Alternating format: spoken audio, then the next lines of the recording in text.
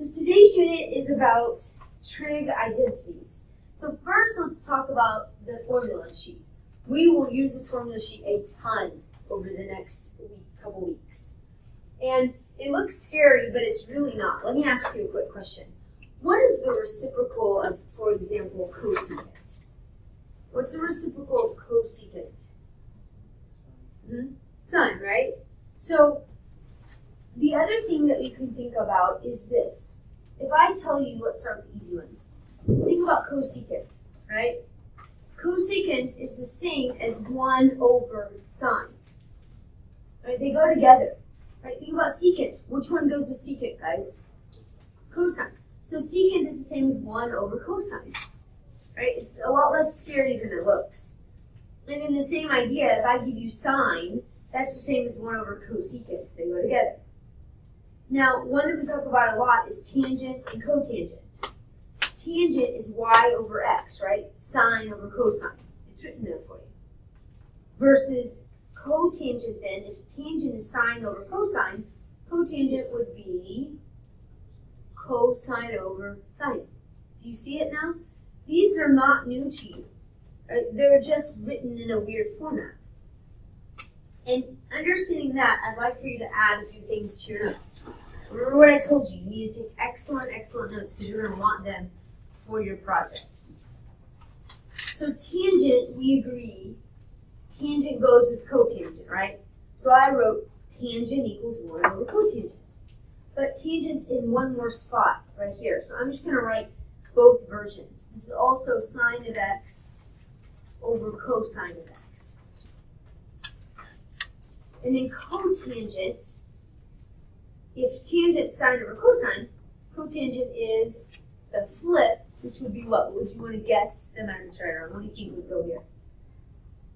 Anybody know? If tangent is sine over cosine, cotangent would be, thank you, what? Cosine over sine. Thanks, sir. Thank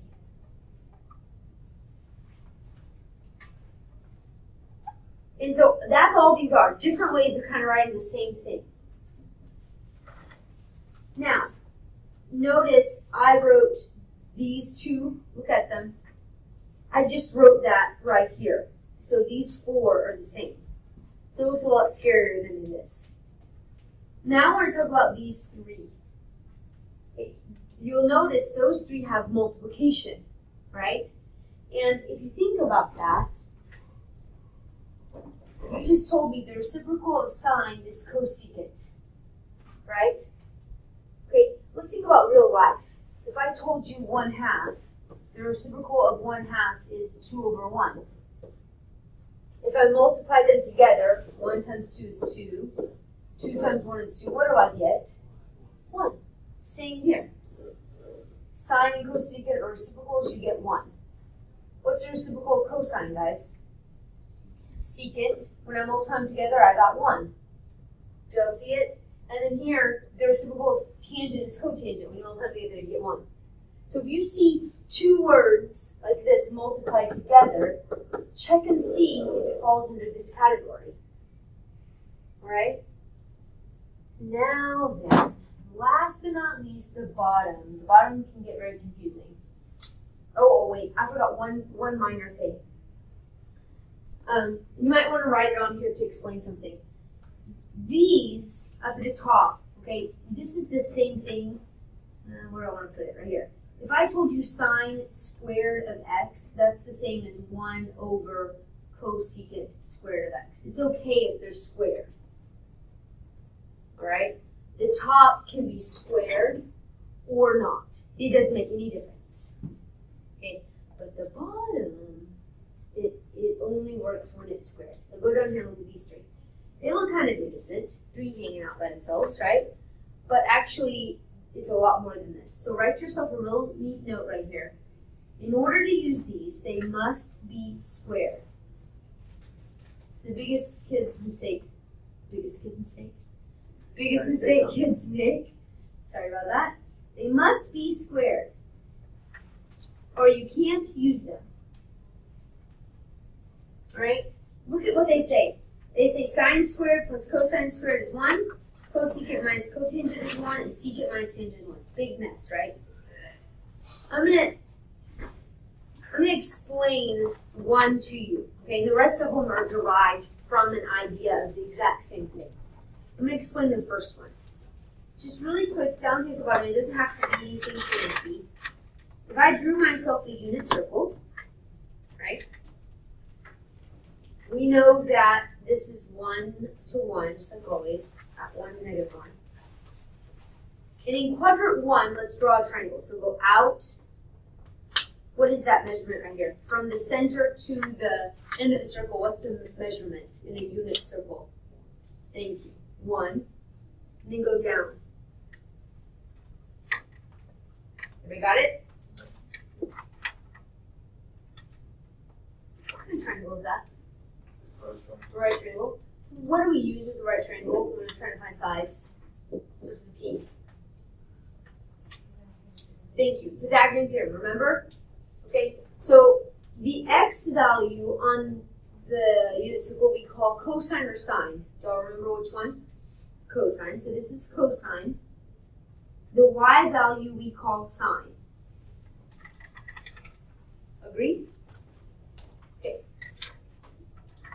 Now, Pythagorean theorem says that if you take the two legs and add them together, you should get the hypotenuse, right? Pythagorean theorem says a squared plus b squared equals c squared. But what are a and b today? Instead of numbers, they're words, right? So cosine squared of x plus the other leg is sine squared of x equals the hypotenuse squared. Well, what's 1 squared? 1. Does that formula or does that sentence look familiar? What does it look like, guys? The first one. Okay, it's just a formula derived from the unit circle, and so are the other two. Now, two other formulas very neatly right beside it. I'm going to take this formula and I'm going to rewrite it a different way. For example, this is kind of off topic, but I want to show you something really quick. Look, if I told you that x plus y equals 10, I could solve for x, right, and make it x equals 10 minus y. And then I could solve for y and make it y equals 10 minus x, but they're all three the same, aren't they? Okay, that's what we're going to do with these. We're going to rewrite them so that they're all the same, but they look different. It'll be faster for you when you're trying to do these. So the first one, I'm going to solve for sine. So in order to solve for sine, I'm going to say sine of squared of x, make it nice and neat, because you're going to use this formula to try to y. Remove the cosine over. Well, 1 is already there, so equals 1. When I move it over, it means I'm going to subtract. Minus cosine squared of x. So I solve for sine. What's the next one I want to solve for? Cosine. So we do the same thing over here. Cosine squared of x equals 1 minus sine squared of x. And we're going to do the same thing to the other two. The other two are a tiny bit harder because they're minus. Right, so let's start with the first one. We're going to solve for cosecant. That's the easiest. Cosecant squared of x equals, I'm just going to move the cotangent over. So instead of 1 minus, what are we going to have? 1 plus. Then I'm going to solve for cotangent, which technically cotangent is negative. So this makes it a little messy. Right, so you would move it over and change all the signs. So you get cosecant squared of x minus 1. Don't copy these down wrong. You'll regret it. You should get, it's minus here. Because if you think about it, look, this was negative. So when you move it over, it changes the sign and everything. Now then go to the last one. Solve for secant. Secant squared of x equals 1 plus tangent squared of x.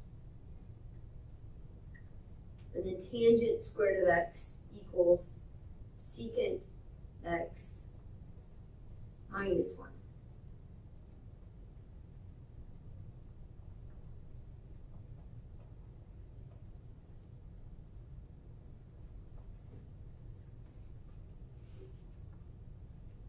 All right, there's one very important thing. Which one of them, there's the top half and the bottom half. The bottom half has to be squared. In order for you to look at anything from here, it has to be squared. The top half, this part up here, it doesn't matter. Look, it's like this. You can use regular or squared. Got it? Okay.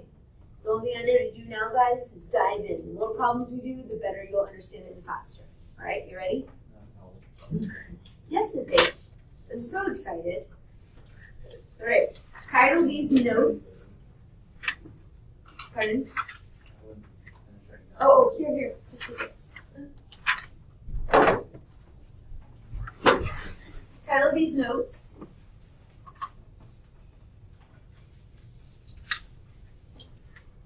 Let's start with number 1. Now here's the goal. The goal is to simplify these, right? And in simplifying them, we've chosen kind of easy ones, believe it or not, so that every single thing we do ends up with either a word or a number, like to, or sign, or secant, okay? One word or one number. So you know you're done if you've got one thing left, right? Now, the first rule of thumb is to turn everything into sine and cosine, okay? Because if I can get lots of sines and cosines, I can cancel all the stuff out, okay? That's your goal. So if you take a look at this, this is just multiply, right? Cosecant is a reciprocal function. What is it the same as? Right, it goes with sine, right? So I'm going to rewrite that as 1 over sine. Remember, because my goal is to write everything in terms of sine and cosine. If you're not sure where I got that, take a look here for me for a second. Remember, let's look at these again. Cosecant is the same as 1 over sine. Secant is the same as 1 over cosine. Y'all see it now? Okay, our goal is to rewrite everything in terms of sine and cosine. Well, when I look at this word, it is not either. So we're going to change cosecant to 1 over sine of x. Take good notes. Then I'm going to multiply. In the beginning, you guys are going to want to say tangent is 1 over cotangent. But is that in terms of sine and cosine? No. So let's look. Yes, tangent is 1 over cotangent, and sometimes you're going to need that. But what else is it in terms of sine and cosine? Sine over what? Right. So that's what you want to write. So times sine of x over cosine of x. And now you'll understand why we've been working on what we've done the past 2 days. This is a multiplication of fractions. Okay, what were our properties, right? And what do? Can we simplify or do we need a common denominator? Right, we cancel, right? That's how we studied what we did. So to multiply, so cancel, we cancel, as long as one's on top and one's on bottom. So I'm going to cancel here and do it nice and neat. Okay, this would be a 1 and a 1. And now I just multiply straight across. 1 times 1 is what? 1, and 1 times cosine is cosine. I'm close. I'm not at one word though. I'm at 1 over cosine. How can I turn 1 over cosine into one word? What's reciprocal cosine? Yeah, you got it already. 1 over cosine is the same as what? Look and see if you're not sure. 1 over cosine. Ah, thank you. 1 over cosine is the same as secant. And there's your one word you're looking for. Now I realize we didn't end up with a cosine or sine answer. That wasn't the goal. The goal was to get everything in sine and cosine so they would do what, guys?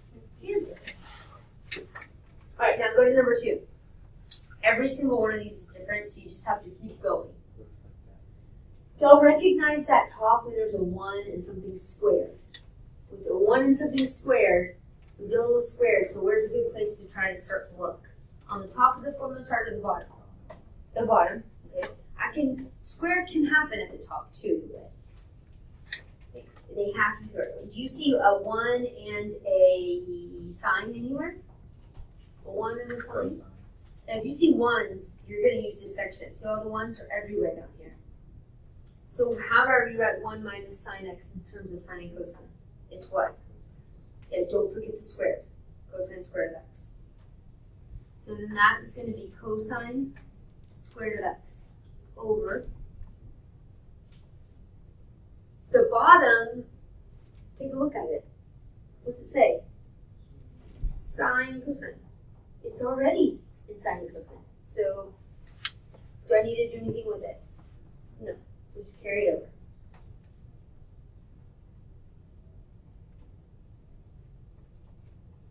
Okay, and in a side note, I just want to talk to you really quick about something. if you have b squared over ab, what happens to the b squared and the b?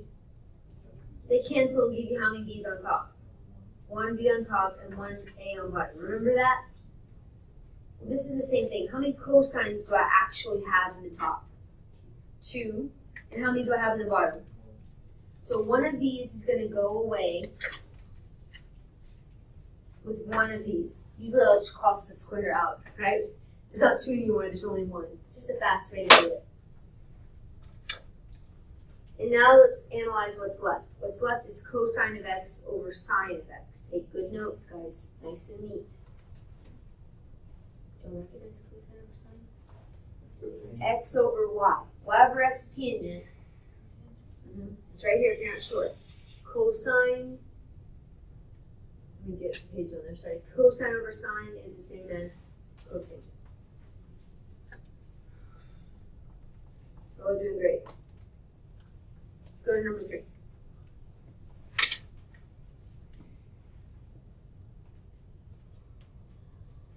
Okay. Sine times a secant times a cotangent. Do I need to change sign? No, it's already in terms of sine. Right? Our goal is to get everything in sine and cosine. So I'm not going to mess with it. So I'm going to write it as sine of x. Okay, I'm going to put it over 1. Because I'll show you why in just a second. Because now then I've got to deal with secant. What is secant? What's the reciprocal of secant, guys? 1 over what? Mm-hmm.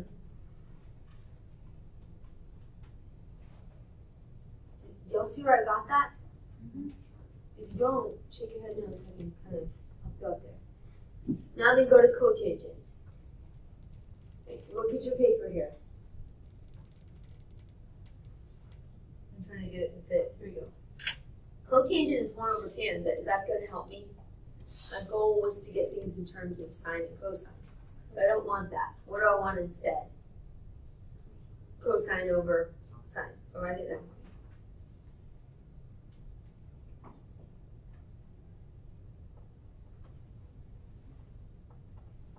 It's multiplication. How do I do that? I cancel whatever I want as long as what's the rule? 1's on top and 1's on bottom. Okay? So let's take care of that. This cosine and this cosine cancel. Am I allowed to cancel these signs even though they're really far apart? Yes. Absolutely. 1's on top, 1's on bottom. Good job. Oh, that's kind of weird. What's left on top? 1 was left on bottom. So the answer is 1 divided by 1, which is 1. All that work for 1. Okay, number 4. I like number 4 because it's super, super easy. Now, it looks strange because all the others have an x and this one has a degree. Okay, it doesn't matter what degree it is. The formula, this says cosine squared plus sine squared. Where do we see that? Wait, plus. Cosine plus, where do we see that at? Down here, right? Yeah, I get what you're saying. Sorry. It's here. It doesn't matter what angle it is, guys. Cosine squared of an angle plus sine squared of an angle is how much? 1. That's why that one's so awesome. Not even any work. But you had to recognize cosine, sine squared plus cosine squared is 1. It's this one right here. So you just write 1. So you don't really have to do more Nope. degrees? Don't have to do anything. You know, it's great. Let's take these ones and move on. Right. The next one's not so easy. So we've earned our work with number 4. And number 5. Alright, I'm going to give you a little background information because as you learn from Monday and Tuesday, having background really helps, right? So let me talk to you about the background. I want you to think about something called conjugates, which you may have studied in Algebra 2 quite a bit. An x plus 3 and an x minus 3 are considered conjugates. Why? So you may know why that's so cool. Why is x plus 3 times x minus 3 cool? What is it? Yeah. What happens to the middle terms? What do they always do? Good. This is the same thing as x squared plus 3x minus 3x minus 9. The middle terms always go away. Right? So it's awesome because it's really easy. You can't see that. I'm sorry.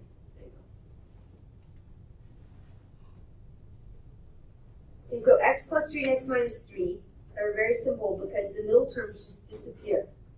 And you're left with just x squared minus 9. Now, a fast way to do that rather than foiling it all out could have just been to take x times x to give you x squared, right? And then 3 and 3 giving us what? 9. Does that make sense? So the cool thing about conjugates, if you can notice, all right, if you're quick enough to notice that they're conjugates, okay, then all you had to do was multiply the firsts and the lasts. That's all you would have had to have done. Do you see what I mean by that? Look, first meaning x and x is x squared. Last meaning 3 and negative 3 is negative 9. Do y'all catch that? So on the project and on a piece of any kind of homework paper, any kind of practice paper, read number 5 to yourself real quick. Cosecant of x minus 1 times cosecant of x what? Plus 1. Read it again. Get it in your memory. It's going to make life a lot easier. Read it again. Cosecant of x minus 1 times cosecant of x what? Plus 1. So these are conjugates. Which means, what can we do? What's really easy?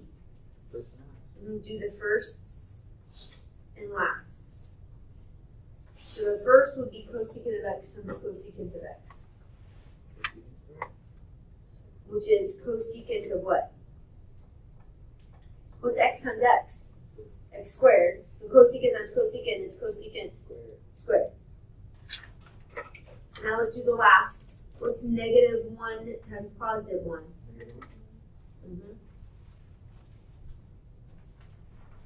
Where have we seen, look, one tiny little line of work is all we had to do there.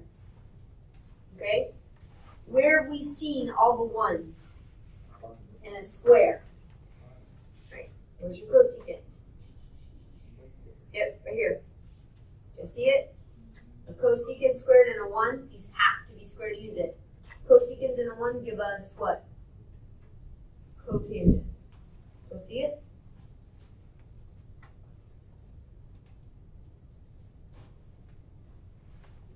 And you're done. Number 6.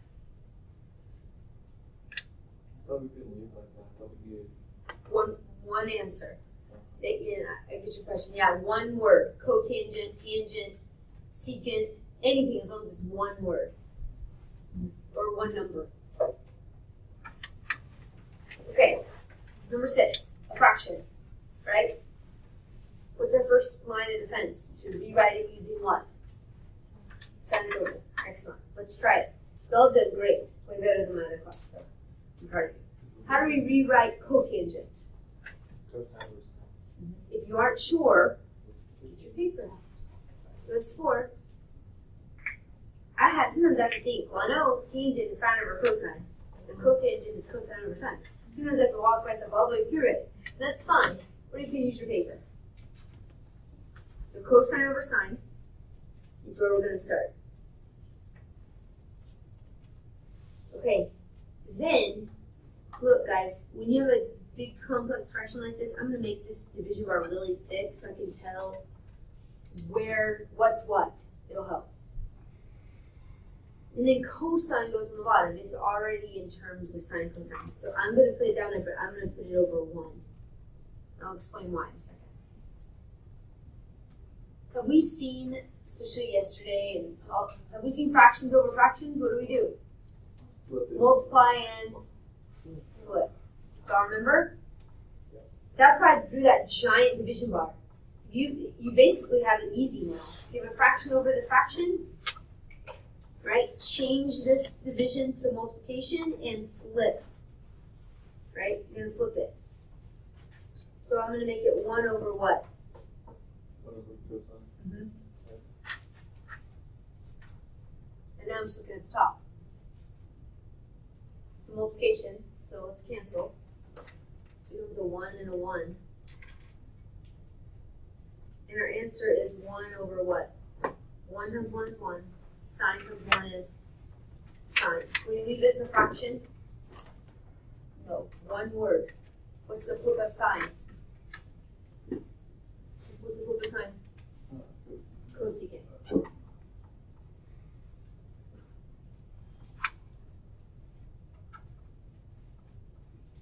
Okay. Move to 7.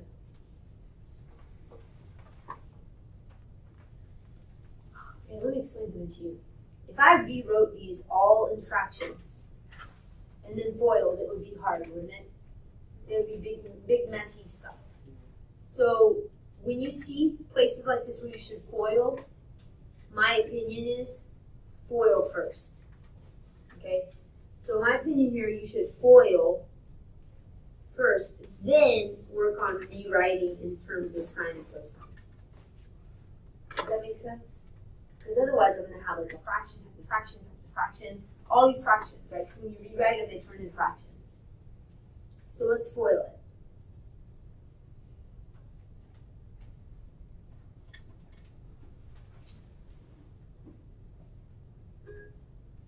All right. So when you see problems like this, we could rewrite them in fractions and FOIL the fractions. It wouldn't be wrong, okay? It's just not necessarily the fastest way. All right, guys, put your phones away. Let's back to focus. Come on. Right. So let's FOIL first. And if we do that, we're going to get cosecant of x times secant of x minus cosecant of x times cosine of x. I FOILed first.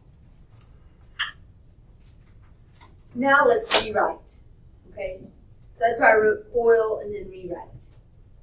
When I mean rewrite, I just mean in terms of cosine and sine. What's the same as cosecant? You're going to probably need to write kind of smaller. We're running out of room here because this takes quite a bit of space.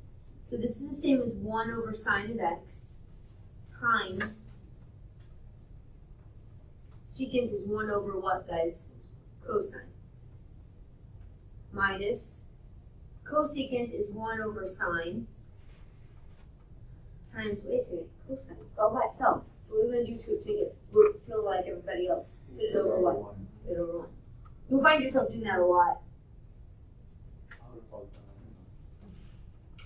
Now, let me ask you a question. This is just a little think box. Again, for a second, we're going to remind ourselves of something.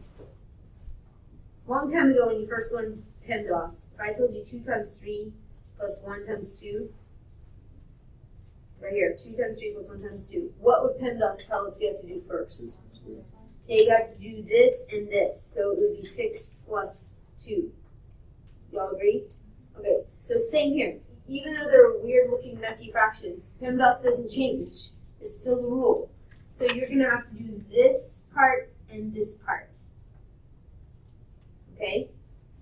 So let's try to get it in. Like I said, you might want to write small. When I multiply this fraction, I'm going to get 1 times 1, which is 1, over sine x cosine x, minus, I'm going to put this in a circle so you don't think that that's the division bar. There, is that better? Okay. And then here, multiply straight across, it's going to give me cosine of x over sine of x.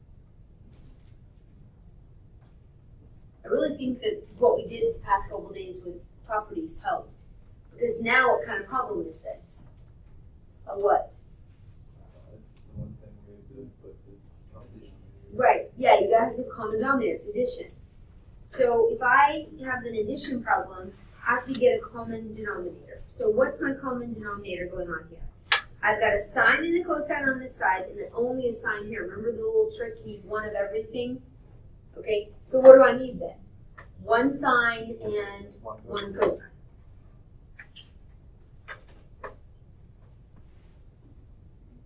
And we're going to compare each fraction. You ready? So in this one, what does the first fraction need? Nothing at all. So what do I do for 1? Yeah, just push it over. It matches. Look, they match. So just take the 1 and put it over there. Don't forget it's a minus. Now look at the next one. The next fraction I'm comparing. I've got a sine. What do I need? A cosine. So it means I'm going to multiply this by cosine of x. Cosine times cosine is cosine squared Guys, we're still not done. Right. Okay, where do you recognize 1 minus cosine squared? A 1 in a square. Where do we see lots and lots of 1s at, guys? On the bottom of your formula chart, right? Down here. So what is a 1 minus cosine squared of x? What is it become? Yep, sine.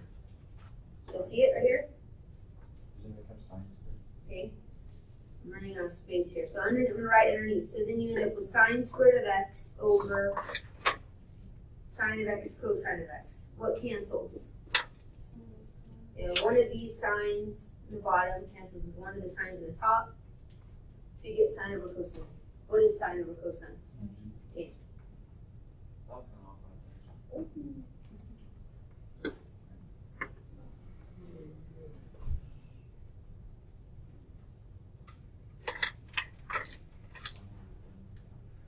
Okay, let's look at number 8. We have 3 more we have to get through today. All right, so let's speed it up. Ready? Okay. Where do you see 1s and cotangents and 1s and tangents? Find it and turn those into it. A 1 and a cotangent together give us what? Thank you. Come on, guys, participate with me. Cosecant squared x. A 1 and a tangent. What goes with tangent? Well, that didn't get me anywhere.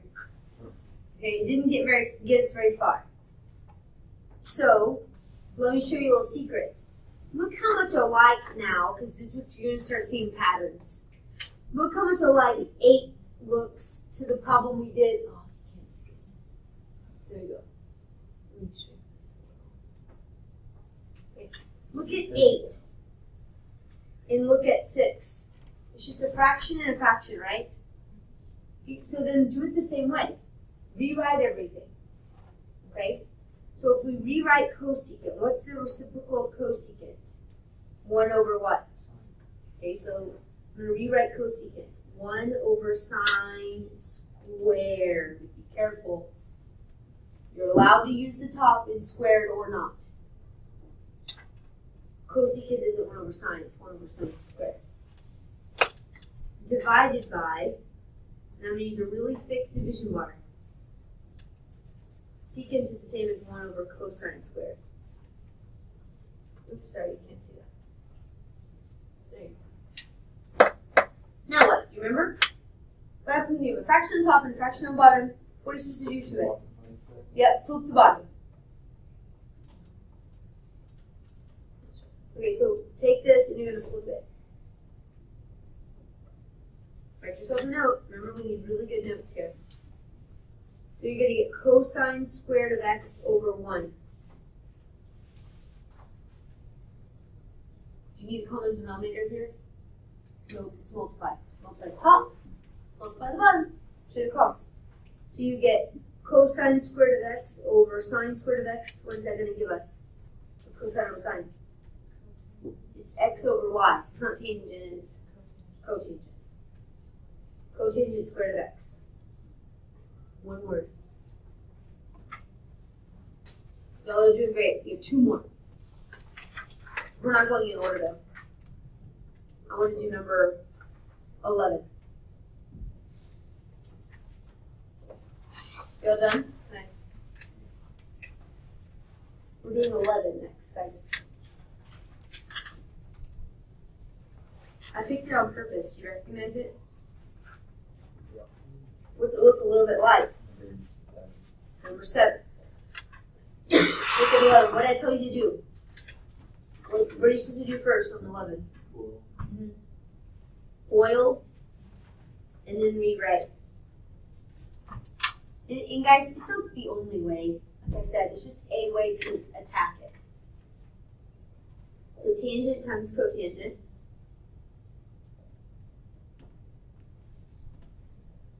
Plus tangent what? Good.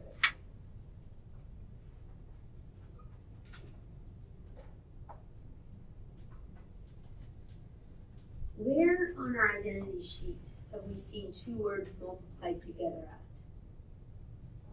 Where on our identity sheets have we seen 2 words multiplied together at? Here's your identity sheet. Yep, right here. You see them? These.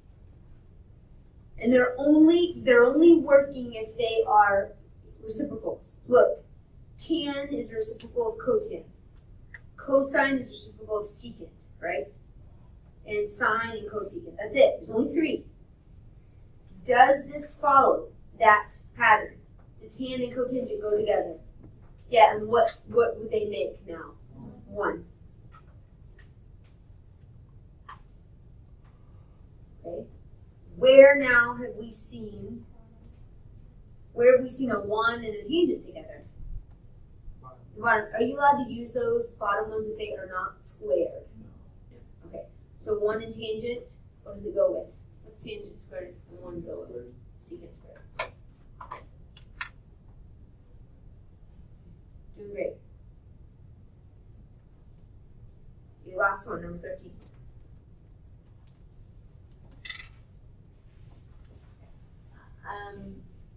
We always try to rewrite first, but before we rewrite, we look and see if there's anything that's on our formula chart already.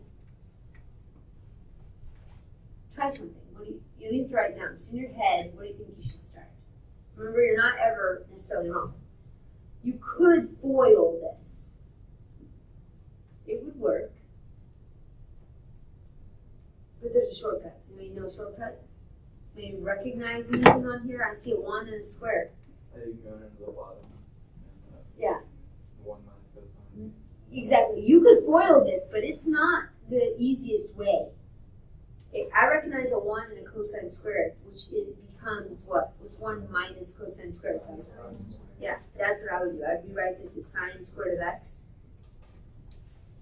times cosecant of x.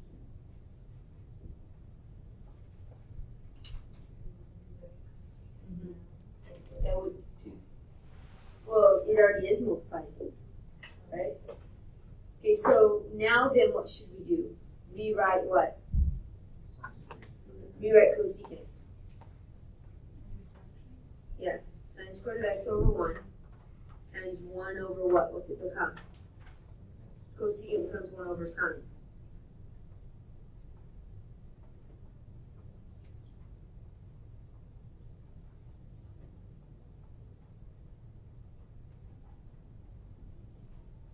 This cancels one of these, leaving us with what on top? Sine of x over 1, which is just sine of x.